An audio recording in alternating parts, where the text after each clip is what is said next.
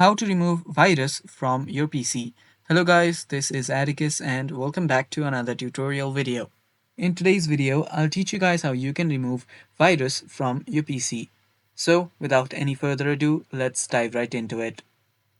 So the first step here is you'll need to open up your run. To open up your run, you'll need to press the Windows and the R key together. So press Windows plus R key and your run will open up like this. After you open up your run, you will need to type in MRT. So type in MRT and hit enter. After you do that, give it permission. And after you give it permission, your Microsoft Windows malicious software removal tool will open up.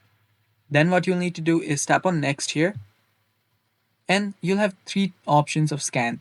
The first is quick scan, which it will just do a quick scan to any system softwares or areas where there might be any malicious software. A full scan does the scan for the entire system, whereas customized scan will do it for the specified folders. So choose any one of this. I recommend you guys do full scans. Then tap on next and it will start scanning.